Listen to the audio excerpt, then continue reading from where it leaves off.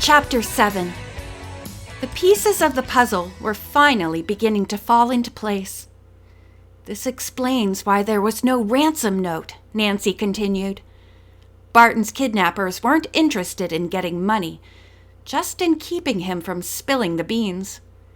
I bet all this has something to do with his wanting to talk to me after the concert. Nancy leaned back against one of the cabinets, digesting the implications of the new discovery. Suddenly, a thought occurred to her that made her blood go colder than an Arctic ice floe. "George," she said, "if Barton's kidnappers don't want a ransom for him, maybe they don't intend to free him at all." George's ruddy complexion drained to pale. The two girls stood in silence, the horrible realization sinking in until the stillness in the room was shattered by the soft but unmistakable squeal of the door opening. Nancy gasped. A sandy-haired man with a mustache stepped inside. There was no place to escape his gaze in the small room. "Who are you?" he asked gruffly. "No unauthorized personnel allowed in here." Nancy thought quickly. We're with the NYU group." "Film students," George added, backing up Nancy's story. "Oh, well, what are you kids doing in here? Your group is over in one of the editing rooms." He motioned for them to leave. "Down this hall and to the left." For a moment, Nancy was flooded with a sense of relief. "Oh, thank you, sir." She and George moved toward the door. But as soon as they were safely out of O-ray sound and outside again, Nancy's relief dissolved in a flood of nerves. What if she couldn't locate Barton before it was too late? Or was it already too late? Who was at the bottom of the sordid mess, and how much did Alan know about it? How safe was Bess if she inadvertently had been caught smack in the middle of a record pirating conspiracy? "Stop!" Nancy admonished herself. Standing in the middle of a busy New York street, thinking about all this wasn't going to get her any closer to answering the questions that were gnawing at her. She took several breaths, taking the air deep into her body and breathing from her stomach, the way she'd been taught in karate class. "Okay," she told George. "The first thing to do is to find out which people have access to the room with the masters in it, and then find out what they know." Nancy made a beeline for the nearest payphone, fishing around in her jeans pocket as she ran. A loud, jarring crackle came out of the earpiece as she picked up the receiver. "Broken." She slammed down the phone and moved over to the next one. "Good," she told George. "This one's got a dial tone." She pulled her little notebook out of her shoulder bag and quickly turned the pages until she found Roger Gould's number. "Be home. Please be home." She punched out his number on the push-button telephone. "Hello?" Roger's voice came over the wire. "Roger, it's Nancy Drew. Thank goodness you're there." "Nancy, what's wrong? Is it about Barton? Do you know where he is?" "Not yet," Nancy replied, trying to keep from sounding frightened. "But I think I've got my first solid lead." "Was he kidnapped?" Roger sounded nervous. "Yes, I think so." "I knew it. No way did Barton go off on his own. He was too involved in those concerts." Roger paused. "So what do you think's going on?" "I think someone's pirating Bent Fender's records, and probably other groups' records too." "Pirating our records?" A string of angry words streamed out of Roger Gould's normally soft-speaking mouth. Nancy waited for him to calm down. "I'm sorry," he said finally. "Listening to me get mad isn't going to help Barton, is it?" "That's okay, Roger. I'm not exactly a bearer of good tidings. But there is something you can tell me that will help get to the bottom of this." "Anything." "Who has access to the cabinets in the master's room at O-ray Sound?" "Well, all the techies. The recording technicians, at O-Ray for starters. And they usually give a key to the musicians who record there. Like you and Barton and the rest of the band? Right. I mean, we do most of our work at our own private studios, but we do some mixing and stuff there sometimes, yeah. Anyone else? Nancy asked. The top executives at World, Roger said. Harold Marshall? A moment of silence, then Roger exploded. Is that creep in on Barton's disappearance? Well, he has an interesting reason for why Barton didn't make the concert. I don't buy it, Roger said firmly, after hearing Harold Marshall's story. Barton would want the sales of our records to center around our music, not around gossip about where he is. Besides, he doesn't like the idea of people poking around in his private life. Nope, Marshall's story just doesn't make sense. Nancy wasn't surprised by Roger's opinion. Marshall's story had too many holes in it for her to swallow it completely. Roger, thank you. You've been a big help.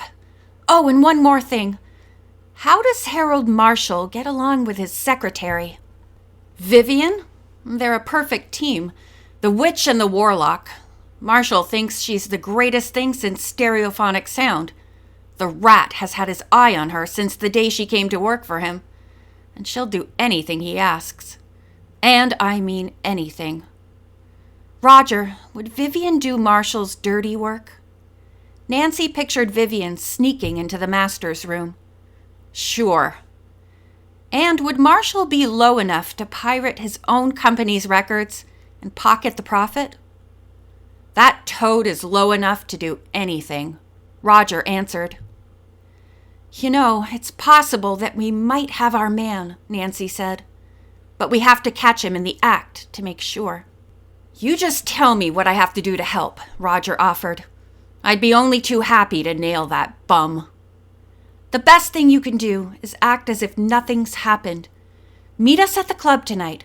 Work on your new songs. Do whatever you would normally do. We don't want Marshall to think we're on to him. Nancy inhaled sharply.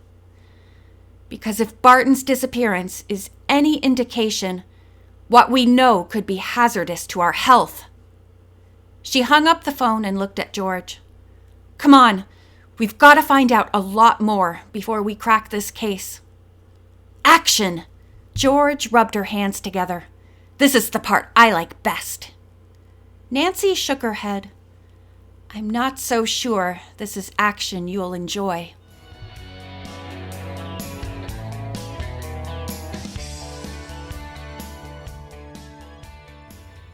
Ugh, I feel like I'm back in school again, George moaned. School was never a life-or-death situation, Nancy responded gravely. Now read. The girls were seated in the research room of the Jefferson Market Library, a brisk walk from the studios of O-Ray Sound. Books and back copies of magazines were piled next to them on the old wooden tables. Nancy skimmed through an article in Allegro, the monthly newspaper of the Musicians' Union. George, listen to this. She read out loud, keeping her voice low so as not to disturb the people around her. $1 billion per year are lost in residuals due to pirated sound and video recordings in the United States and abroad. $1 billion worth of royalty money. Can you believe that? She exclaimed. Wow, I had no idea what a huge black market there is for pirated recordings. There's certainly enough money at stake to make some crook want to get rid of anyone in the way. Nancy's stomach did a slow somersault as she thought about Barton's safety. Nancy, here's something, George whispered a moment later. Certain countries have no copyright laws at all. They simply obtain existing printed or recorded materials from other countries and publish or manufacture copies of their own, or they purchase pirated copies at a cost far below the market value. No revenue from these sales goes to the artist or company that holds the copyright. Nancy listened intently. Wow! You mean somebody could take records that were made illegally here and sell them in certain other places where there are no copyright laws? Right. And these foreign governments couldn't consider it a crime? George nodded and continued, her brown-eyed gaze gliding across the page as she read. The one major country to operate without copyright laws is the People's Republic of China. China! A bell went off in Nancy's head. George, that wallet I found backstage during the concert. It had a dragon on it. A Chinese dragon. I wonder if that's more than just a coincidence. Nancy rested her elbow on the table and propped her chin on the palm of her hand. Do you think Harold Marshall might have some connection to the Chinese? George asked. Or Vivian? Somehow, I can't imagine her trudging through rice paddies in those high-heeled shoes. George let out a giggle, despite the severity of the situation. Then she clapped a hand over her mouth. Sorry, Nan. But Nancy wasn't at all annoyed with George. You're a genius, she said excitedly, trying at the same time to keep her voice down. Maybe Vivian wouldn't be able to wing it on a tour of the rice fields. But I know someone who would. Nancy, what are you talking about? That picture you had of Vivian reminded me of a poster I saw of Chinese workers harvesting rice. I saw it just this morning, hanging on the wall in Anne Nordqvist's office. Nancy grabbed George's arm. Anne is Bent Fender's agent. And she just came back from China. She was telling my dad and me about her trip. Nancy's pulse was racing. What if that wallet belongs to her? And what if she wasn't just sightseeing? But what about Mr. Marshall? George reminded her. Yes, then there's Harold Marshall. Nancy pondered that for a few moments. You know, he and Anne Nordqvist both made a point of telling me how much they disliked each other. But what if they did that just to throw me off the track? It's possible they're working together. But Nancy, you told me that Anne Nordqvist seemed like a nice woman. She did. She does. I liked her. And I don't see why she would own a wallet with the initial L.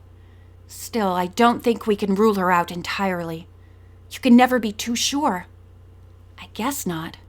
We thought Alan was playing straight with us, and look what happened. If he drags Bess into this, he's going to be really sorry. Nancy nodded. Speaking of which, let's get back to the hotel.